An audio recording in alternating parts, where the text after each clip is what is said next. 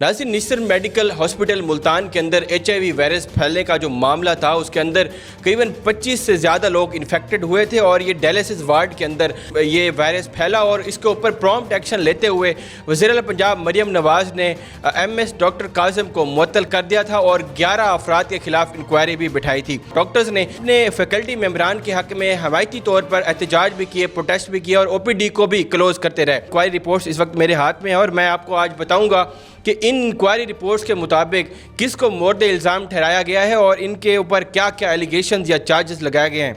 इन inquiry reports के मुताबिक अगर हम एनालाइज करें तो सारा का सारा मलबा हेड नर्स के ऊपर डाला गया है। मैं सरसरी तौर पे आपको सारा डिटेल्स में बताता हूँ।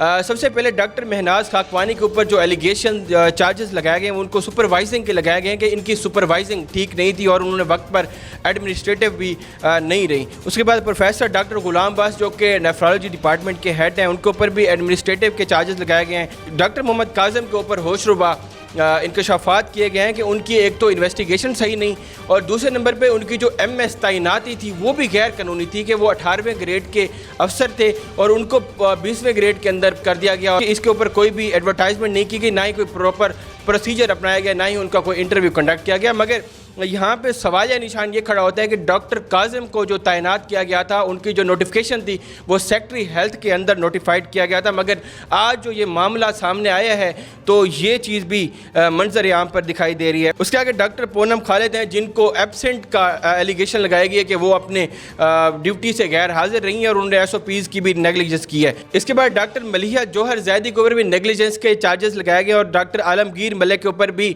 मॉनिटरिंग के नेगलिजेंस के चार्जेस लगाए गए। मगर लास्ट में जो हेड नर्स है नाहिद परवीन उनके ऊपर सारा मलबा डालकर सारा का सारे बरी जिम्मा हो रहे हैं। उनके ऊपर चार्जेस जो लगाए गए मैं आपको सुनाता हूं कि इन्होंने जो डिस्पोजेबल किट्स थी उनको रिपीटेडली यूज़ किया है। यानी कि हम जानते हैं जो डिस्पोजेबल किट्स होती हैं उनको एक बार यूज़ करने के बाद वेस्ट कर दिया जाता है, मगर डायलिसिस यूनिट के अंदर इन्होंने उसको दोबारा से दोबारा डिस्पोजेबल किट्स को यूज़ किया और मिस मैनेजमेंट की और इसके नतीजे में सारा का सारा जो वायरस है वो फैला है। इन रिपोर्ट्स के ऊपर अगर हम बात करें तो जो ऊपर वाला अमला है वो एक तरह से negligence, miss management, absent in charges के अंदर आके अपने आप को साइड पे कर रहा है और सारा का सारा मलबा हेड नर्स के ऊपर डाला जा रहा है। और ये जो इंक्वायरी है ये पीडा एक्ट के थ्रू लाई गई है और इसके बाद ही फैसला होगा, इंक्वायरी कंप्लीट होने के बाद फैसला होगा कि इनके ऊपर क्या क्या सज़ाएँ हो सकती हैं। ये इंक्वायरी जो बैठाई गई है इसके बाद एक कमेटी तश्कील दी गई है जिसने 60 दिन के अंदर वज़ीर आला को रिपोर्ट करनी है इन सारे मामले पर।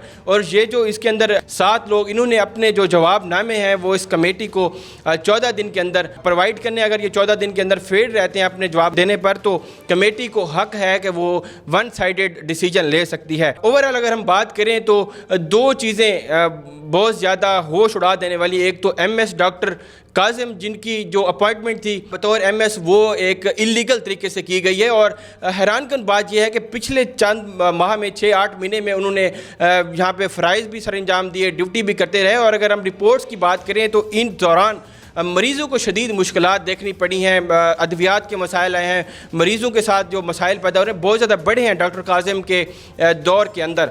उसके बाद जो मेन मसला आया है वो ये है कि सारा का सारा मामला नाहिद परवीन के ऊपर, हेड नर्स के ऊपर डाल के सारे बरी ज़िम्मा हो रहे हैं। और आज मैं प्रेडिक्शन कर रहा हूँ आपके सामने कि ये जो कमेटी है जब ये अपना फैसला सबमिट करवाएगी तो आप देख लेंगे कि सारा का सारा मलबा हेड नर्स के ऊपर डाल के सारे बरी ज़िम्मा हो जाएंगे। और पाकिस्तान के अंदर आपने देखा कि मोस्टली इस तरह के जो मामलात होते हैं चाहे वो क्रिटिकल हों या नॉर्मल हों उनके ऊपर इसी तरह से मामला किया जाता है और दूसरे लोग बरी ज़िम्मा हो जाते हैं और जो छोटे लेवल के लोग होते हैं उनके ऊपर सारा मामला डाल दिया जाता है। हम इसको फाइनल डिसीजन नहीं कह सकते, प्रेडिक्शन यही है कि इनको यही मामला, यही रिज़ल्ट आ सकते हैं। मज़ीद हम फर्दर जो इसके ऊपर रिज़ल्ट्स आएंगे, फर्दर जो इन्वेस्टिगेशन होगी वो भी हम आपके साथ शेयर करते रहेंगे और होप करते हैं कि इसका नतीजा अच्छा होगा। जो इसके अंदर मुलव्वस हैं, जिनकी नेगलिजेंस हुई है, जो कि हकीकत में मुल्ज़िमान हैं, उनको सज़ाएँ भी दी जाएंगी और उनके ऊपर एक्शन भी लिया जाएगा। जी।